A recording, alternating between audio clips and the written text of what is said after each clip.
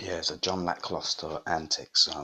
John Lackluster was the last Anglo-Saxon king, wasn't he? Yeah, and and and and this is John Bacon's gaffer. Harold Godwinson was no John Lackluster was Magna Carta fame, innit? That's right. John Lackluster was of Magna Carta fame. He was King John. King John the First, is it? John Bacon would play with the Magna Carta thing, would cart kids off the streets in the transit van or the Silver Sirocco, in it, take them back to Kingsbridge Circus to put the freak show on. Um, so yeah, of Magna Carta fame, of cart them off the streets fame. John Lackluster, taken back to the block of flats, and he doesn't lack luster when it comes to adding a little buffing sheen to their butchered bodies, whilst buffing up their bark sides for a boggering, whilst playing J.S. Sparks are suffering according to John in German in the background. Real deal Nazism, as he electrocutes children while setting a religious narrative to the torturing and sexual exploiting, surgical butchering of child victims. That's Gary's gaffer, John Lackluster, or is he like Harold Godwinson, the last Anglo-Saxon king allowed to have sex with them, punishing them? He's not raping them. He's like instilling a sense of penal servitude, or laying down what necessitates penal law or penal code in the community with his penis. And that's Gary, isn't it? He's a penis head with his gaffer who used to put his penis into children. Yeah, so basically, a pair of fucking sadists. And when I lived in St Albans for 6 years with my ex, Dixon's Group plc is based in Hemel Hempstead, where I was employed for 4 years at different companies. I wasn't employed for Dixon's Group, I was employed at BOC Logistics, Golden West Foods, Flamingos, an exhausting tyre company, order picking automotive parts for a car company. Trying to think of where I was employed there. BOC Logistics, Marks and Spencer's, Golden West Foods, Kodak MSAS for Kodak Eastman. But on that industrial estate is the financial headquarters of Dixon's Group plc. And this is where Gary Dixon comes into the equation again with the Bacons. So as a kid in Havering, you've got John Bacon, you've got the Dixons causing problems, 86, 96, all of the surgical butchery, all of the offending that was instituted there, all of their links to the St. John the Evangelist Church and his gaffer lifting kids off the streets in a yellow transit van and all of the rest of it.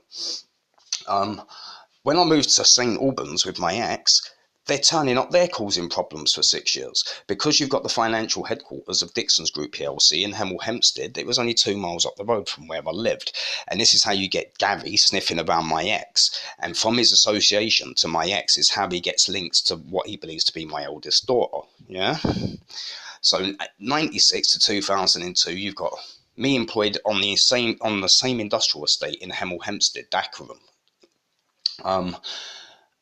And living in St Albans and Harpenden. And Harpenden's about 2-3 miles up the road from Hemel Hempstead, where Dixon's Group plc's financial headquarters are. So all the affluent senior members of Dixon's Group plc live in these great big houses around those parts of Hertfordshire. And this is how my ex, I think, got to know Gabby Dixon back in the day. And Harpenden's only 5 stops on the train from here, 20 minutes away. It takes 20 minutes to get to, it's just there. So, and the Bacons, the ancestral home of the Bacons, Viscount Francis Bacon, is Govan House, St Albans. So this is how you get the tag team duality thing with the Bacons and the Dixons. In Havering at Ibawa, the Royal Liberty, they believe they're royalty. You've got the Bacons and the Dixons playing it off with one another with all of their extended kinship names, which at this moment in time, for right now, I'm just not mentioning it because I don't want to cause any beef with other people living around me because I've got enough problems as it is. But in the future, I hope to expose some other aspects of their extended kinship and alias names that they've been using, because they seem to use quite a lot of them. But in Havering, Dixons and the Bacons, 86 to 96. Again in St Albans, they don't stop with it, 96 to 2002. With the Dixons and the Bacons, with the ancestral home of Francis Bacon, Govan House, the Francis Bacon Academy for boys in St Albans, with Gabby Dixon hanging around all of the time with the Bacons, a multitude of offences, and sniffing around my ex to wind me up and all of the rest of it.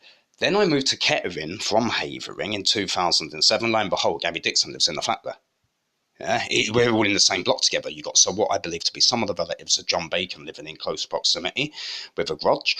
and Gabby Dixon, instituting his Schellenbergian sovereign-elect sadism here with the GIMP pornography, the Target My Daughter movie, having me targeted at KGH. He switched his gaffer up from being John Bacon, who done the suffering according to John with the butchered bodies of young boys that they made suffer in their Nazi-themed religiously themed narrative child nonce recordings at Kingsbridge Circus, Haverhill Till, Romford, Essex back in the 80s and 90s. He switched his gaffer from being John Bacon to being Jonathan Hart of the Headlands General Practice, who now does the suffering according to John.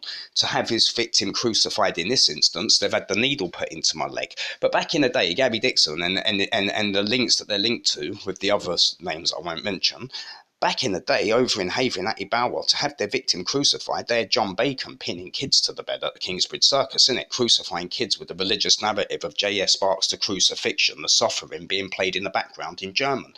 Real deal Nazism.